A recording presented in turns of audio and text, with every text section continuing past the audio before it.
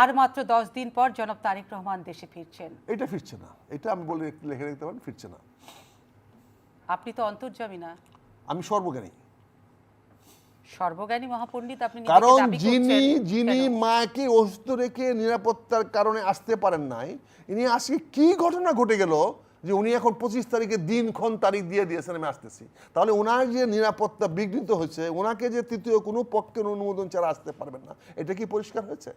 এটা কি উনি বলেছেন? শোনেন, 25 আগেও তো বলতে পারেন যে আমি যে শোনেন, আপত্তি নিয়ে বলেছিলাম, আশা নিয়ে বলেছিলাম, সে আশাটা হয় নাই। আখতারুজ্জামান, আমি একটা প্রশ্ন তো করতেই পারি। অবশ্যই, এক থেকে হাজার প্রশ্ন করতে পারেন।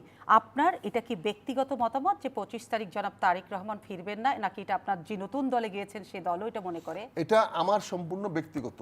আচ্ছা, কারণ আমি রাজনৈতিক যে সমীক্ষা দেখি, আমি রাজনৈতিক বিশ্লেষণ করি, আমি আব্দুল্লাহ ভাইদের যে লেখাপড়া দেখি, তাদের রিপোর্টিংটা দেখি, তাদের বিভিন্ন তথ্যাদিগুলো দেখি, আপনাদের কাছ থেকে যে দেখি, তাতে আমার দেশে উনি আমাদেরকে ওনার ভেরিফাইড ফেসবুকে বলেছেন যে বাংলাদেশে যাওয়ার ইচ্ছা আমার সম্পূর্ণ আছে, আপনারাও চান যে কোনো সন্তান তার মায়ের কাছে যাওয়ার কথা শেষ করে দিলেন।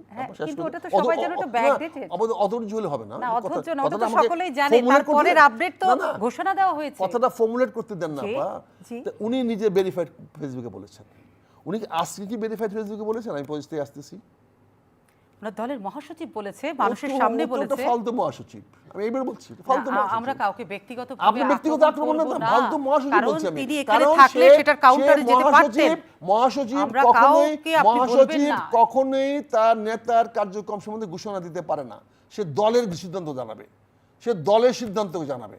সে কখনোই দলীয় চেয়ারপারসনের সিদ্ধান্তই তো জানিয়েছে। দলীয় চেয়ারপারসনের সিদ্ধান্ত আর দলীয় সিদ্ধান্ত এক জিনিস নয়। না, দলীয় সিদ্ধান্ত আর দলীয় চেয়ারপারসনের সিদ্ধান্ত এক নয়, এটা বুঝতে হবে। আপনি কি এই বিষয়ে আব্দুল্লাহ সাহেব